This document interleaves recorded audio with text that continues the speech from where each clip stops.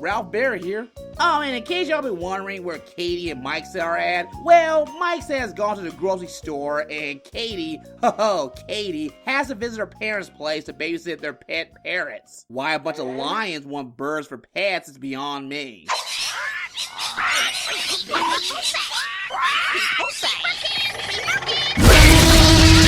Aw, man, she is so lucky. Yeah. Welcome, everyone, to our very first edition of the Patreon Review Request Series.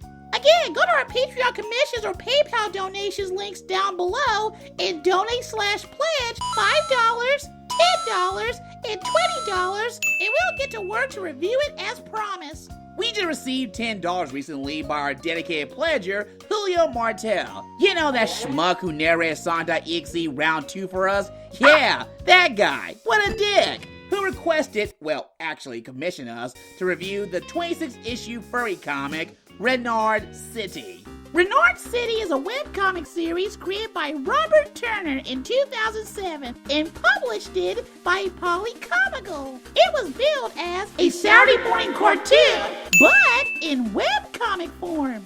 Spectacular. And based upon my first impression after doing a quick lookup, well, it sure does like a Saturday morning cartoon, alright.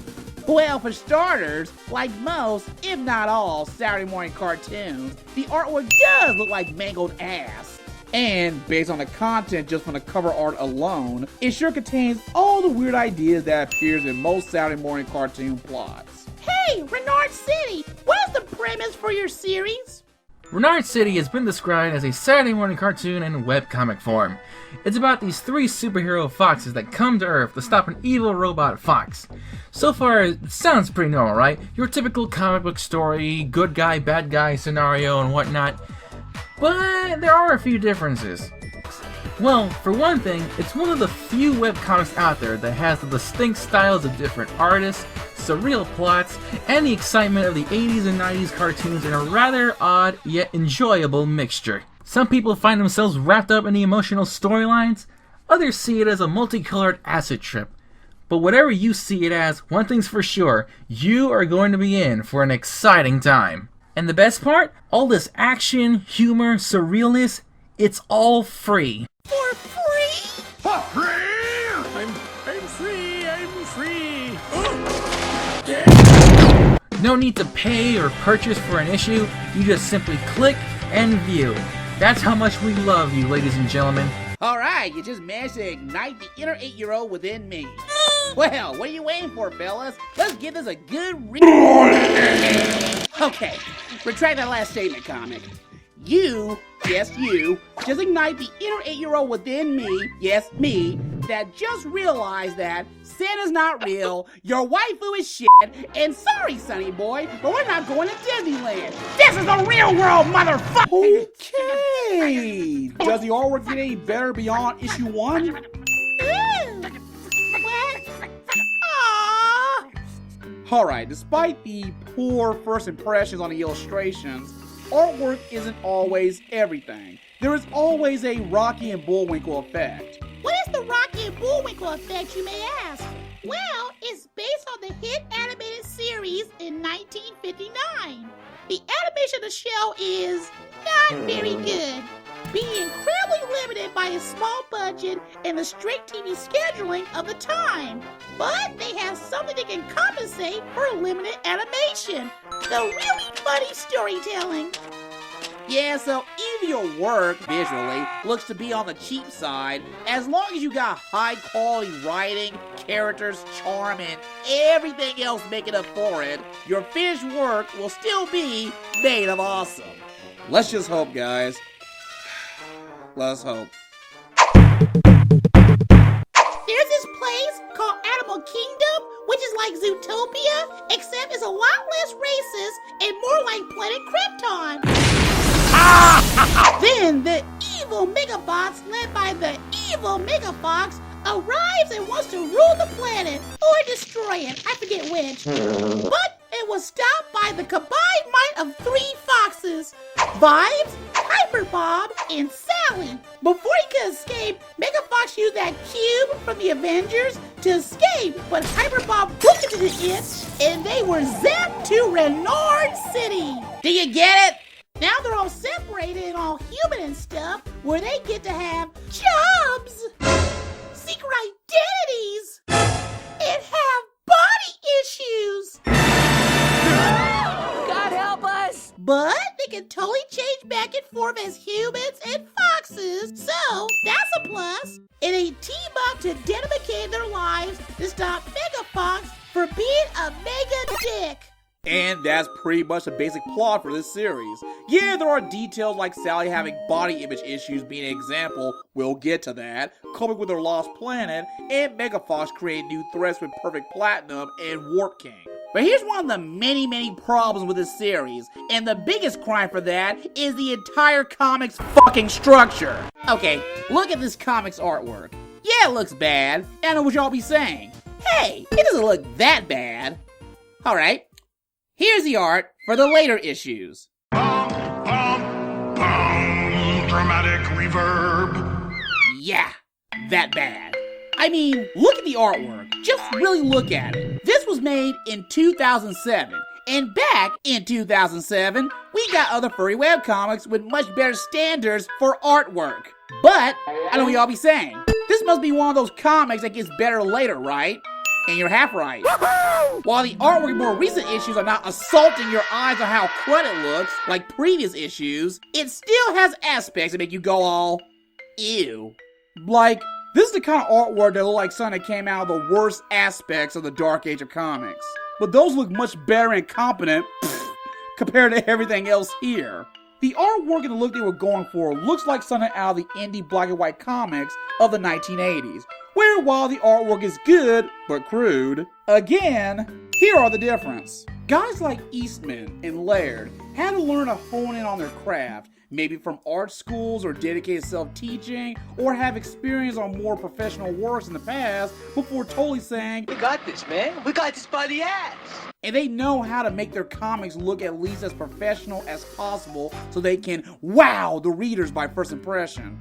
This here alone will leave most readers turned off by this and bail from the book before they can keep reading to see if it gets better, or they can use it for great riffing material. This just looks like one of your old high school comic strips that you have done a long time ago and enjoyed how well you put it off, but the quality won't entirely hold up well in retrospect. I know we mentioned the Bullwinkle and Rocky effect, but Bullwinkle and Rocky had simple, cutesy, and roundish artwork with baddies drawing a sharp and pointy look. It's really neat to look at and sells you in to get used to the cheap animation. But the designs look so ugly. The references show their designs, they look cool, but it just don't show it off too good because of said ugly artwork. So you steer away from the art then settle in. Also, where's the fucking editor? Mr. Turner hired all these artists who either have no talent or never gave them the time of day to polish their artwork. Eastman and Laird know when to find quality when they see it and properly try to finance themselves to at least pay the best artist money could offer. But I really doubt it because he gave the thumbs up to black and white artwork that looks so clustered you can't tell what the hell is going on without color, and when there is color, it actually makes this comic look much worse. It shows hideous, mostly unfinished sketches that look like it was drawn by your dad, having each issue have the character design being completely inconsistent, and forget to realize that the text should be in their fucking text bubbles. All these alone makes this comic hard to read and process what's going on due to the sad poor structure. I mean, this review was difficult to take notes because of this, but hey, it's worth for that $10. Thanks, Juio. Alright. Taking a critical dump aside, the comic's second issue is its characters, its forced use of the creator's fetish, and its repetitive plot points. Let's begin with the characters. AK Girl. Vibes is a fox girl with telekinetic powers who is the self-proclaimed savior of the universe. She is trained by her sensei, Master Mike, who not only gave her the power to use her telekinesis to change into her ideal form, but used said telekinesis to use various power modes. But due to Vibe's unruly behavior, her master keeps her in her place by pulling a weakness out of his ass by using caramel. What does that do, you may ask? Well, whenever she's in contact with it, she inflates into a balloon and floats away, rendering her helpless. But she shrinks back by doing a lot of mental focus to change back to normal, which goes to my first major problems with that. What? Alright, I'm assuming that it's a flimsy theme of body image because, ew, calories. But it can also work as an allergy thing. But that weakness is deemed mute because in issue number 2, Megafox uses an air pump tube and immediately inflates her into a blimp without caramel. You might as well not even use caramel if there's another way to do so that somehow makes it a bit more sense than goddamn caramel. Like, look at Superman. Yes, I know, the man of steel who can bench press a planet and do a lot of cool crazy things gets weak by a green space rock. But that actually makes sense. It came from his planet Krypton, since they are remains of the planet only deadly with radiation. And Superman gets his powers through sunlight radiation. It makes sense, but Vibes or AK Girl gets weak and helpless through caramel because raisins? Also, for a series that mostly takes itself seriously and the artwork is attempted to be more realistic than cartoony, it raises even further questions. Like, is everybody can't expand their fox flesh into the size of a blimp without being reduced to a penny-flavored jam? No? Just AK Girl? I mean, it would make more sense if she also had the ability to become elastic. That way, she'll be added to another edition of all them elastic girls on DeviantArt for all you guys to wank off to over and over again. Not only that, but the way the weakness was used is not only excessive in every issue, but it also makes AK Girl look more incompetent. If she goes all Leroy Jenkins at the latest villain of the day, only to get reduced into a blimp. It's very obvious that Rob Turner has an inflation fetish, and I'm not the one to judge someone of their fetish and tell them to just stab it. Do your thing, whatever, I don't care. But you gotta learn to keep that in your pants, pal, and use them sparingly than nearly every damn issue. Yeah, Mr. Bob Turntable. It just takes me out of it once you see it all the time. It's like you have that inflation idea done first, and everything else, come back later, I guess. We can work something around it. Yeah. Alright, for the sake of not being a stick in the mud and tell y'all that using a fetish as a weakness should never be done, here are 2 examples of how to pull it off the right way. Totally Spies is a show about 3 valley girls who become spies by the Whoop Agency and about crazy villains of the week. In certain episodes, the girls transform into odd things or get into bizarre death traps. And for those who really look way too much into things, seriously guys, Jesus Christ, you can think of it as the writers trying to add some sort of fetish or whatever. But the thing is that the transformation angle episodes are far apart and you have to marathon the entire series to start noticing things. To Humor You, for example, Clover turns to a furry and Alice gave masseuse. But here's the difference. AK Girl, every time she blimps out, she's helpless. She never learns as the series progresses. No planning, no adapting to the weakness outside of, I must focus because it's no use. Fucking shoot me. And outside sources ends up helping her, and rinse and repeat. Savior of the universe, my firm furry bottom says. Clover, meanwhile, as a cat, slowly loses what's left of her humanity and goes feral, rendering her controlled by her friends useless. While Alex is as roidy and aggressive as Ryback on his worst night, which is every night. In Clover's case, Sam and Alex uses an outside source to make Clover go wild and direct her feral rage at the villain of this episode and her henchmen. In Alex's case, while not much of a weakness per se, Alex seen her friends standing 0 chance against the villain of the episode's superior physical strength, even the playing field by getting out of her usual comfort zone of doing high-flying martial arts moves and starts bulking up with those protein bars and starts brawling, bopping the floor of the villains.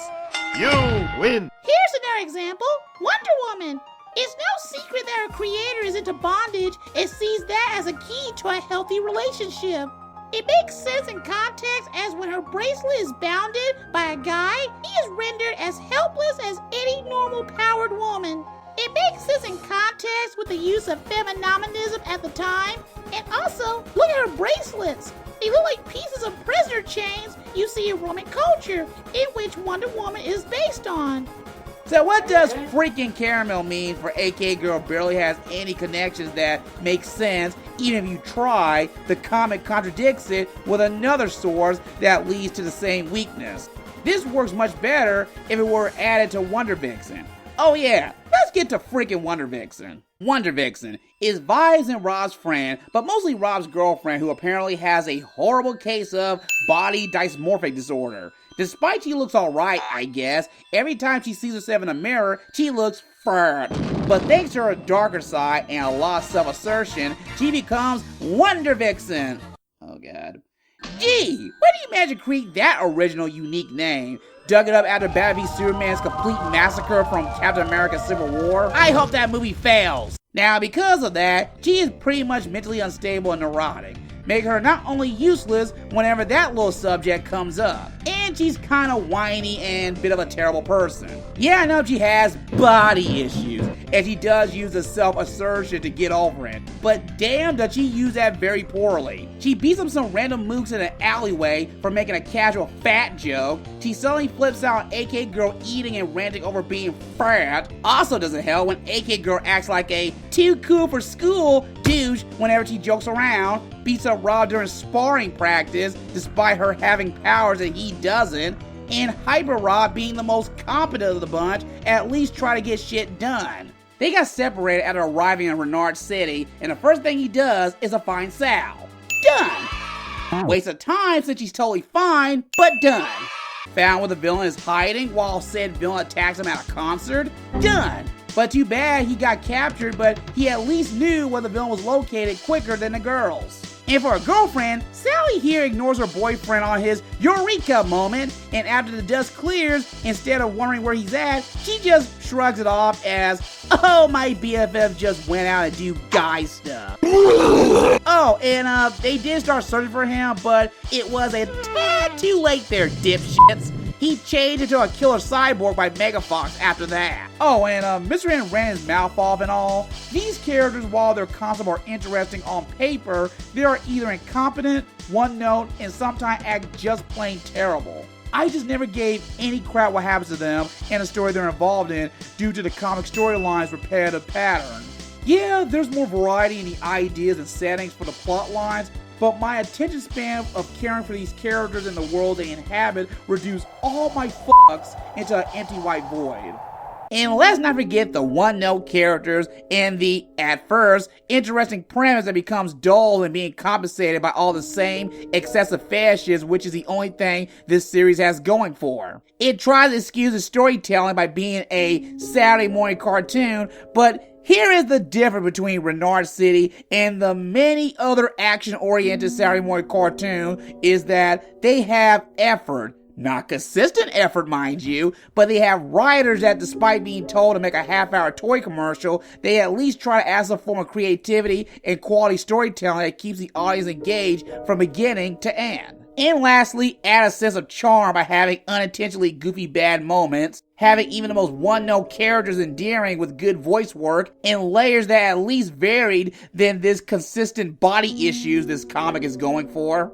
Overall, this comic is not worth anyone's time or investment unless you really want something to riff on, or you're a dedicated furry, or is into inflation fetish, but I really doubt you'll enjoy any of it if the artwork's too butt ugly to properly wank off to. Mr. Turner, I say reboot this series of yours. Have some more time and effort reworking everything from characters, storylines, and even consistently high-quality artwork along with an editor to keep things in check at all times, and that way, I can look back at your little comic more fondly than bitching about it. But guys, did you know that Mr. Turner is doing an animated series of his comic? Say what? Yep, he's been typing it up on his website. Let's see. He has an animator and filmmaker on board to work on this, a team of voice actors, most of them I can't even find on IMDb or even any voice demos, and even a beat-em-up video game that is on the way. So, how's the production so far? It's still on hold since 2014, I think. I don't know since he never gave any specific dates on when the production has started. Ooh, Raven. When it'll come out? Oh, I see. So, based on the information I'm getting from exploring around the website and his so far lack of updates related to this comic, I can make two guesses. Don't quote me on this because my opinion will change later, but either A, he was totally serious about making this an animated series, but nobody won't fund or support his project for obvious reasons. B, he progressing just fine, only having some production issues here or there. Or C, he totally thought this comic would be the next big thing, and he just about as delusional about it as Rob freaking Liefeld and his hyping of Youngblood back in the 90s that was going to be made into a feature film. At least Liefeld will retire knowing one of his creations is in an animated series, and is the star of one of the highest grossing R-rated movies of all time. Although, to be fair, this guy kinda helped make Deadpool as popular as he is today. Lost Limbs, while not good of a comic as well, at least has something going for it on first impressions. Great artwork from a known artist before the series was made, very unique character designs, and boobies. Reynard City's first impression wasn't even good at all at first glance, which is why a lot of furries don't even know his existence in the first place. I can see something like Lost Limbs being done like an animated series that improves a lot from the webcomic it was based on. Turner's poor sense of quality control is this series' eventual downfall. I know you guys see something good out of this, I just don't. If our opinion pisses you off, then pardon freaking me for actually having an opinion. Now look, again, we do not want Turner to just quit something he loves or hang on because trollolo. We're asking him to improve. Yeah, it's harsh, but he gotta take criticism like any respectful human being and just simply do that. See you later!